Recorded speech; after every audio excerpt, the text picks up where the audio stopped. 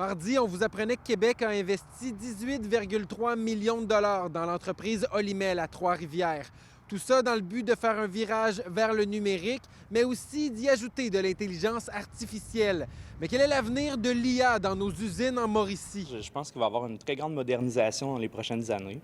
Le marché du travail va être bouleversé dans les prochaines années avec l'arrivée des nouvelles technologies, qui est une bonne chose ou une mauvaise chose selon les postes que les gens occupent, puis selon la réticence au changement des gens aussi. Je pense qu'il va falloir qu'on se diversifie un peu dans nos pratiques. Est-ce que ça fait peur pour les travailleurs? Oui, c'est sûr que ça fait peur. Il y a des métiers qui vont être appelés à changer, voire à se supprimer complètement. On voit le potentiel de tout ce que l'intelligence artificielle peut apporter.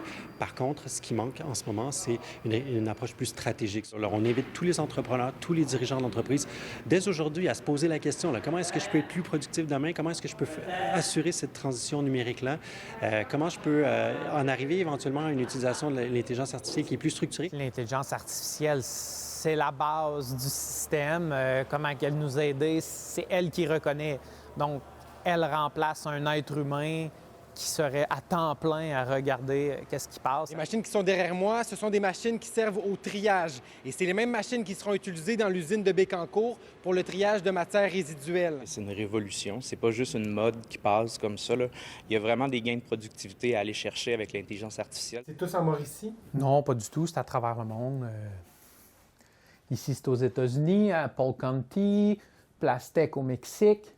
VOS, ça, c'est à Dunkerque en Europe. Pour démystifier tout ça sur l'IA, on est à l'Université du Québec à Trois-Rivières. On va aller parler avec le professeur en mathématiques Jean-Sébastien Dessureau, spécialiste en intelligence artificielle.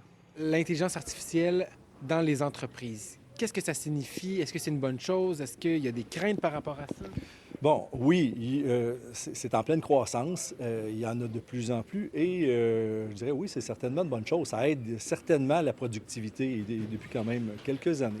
Les entreprises ne sont pas tous rendues au même stade. C'est certainement une bonne idée pour la productivité des entreprises de s'automatiser. Mais il y a quand même une partie où il faut être vigilant pour plusieurs raisons, c'est-à-dire spécialement l'alignement. Ce que j'appelle l'alignement, c'est que l'IA prenne les décisions qui sont en lien avec nos valeurs humaines, et pas juste nos valeurs humaines, mais les meilleures de nos valeurs humaines. Ce sont des modernisations qui peuvent parfois faire peur aux travailleurs, mais aussi aux employeurs. À Trois-Rivières, Maxime Dany pour Nouveau Info.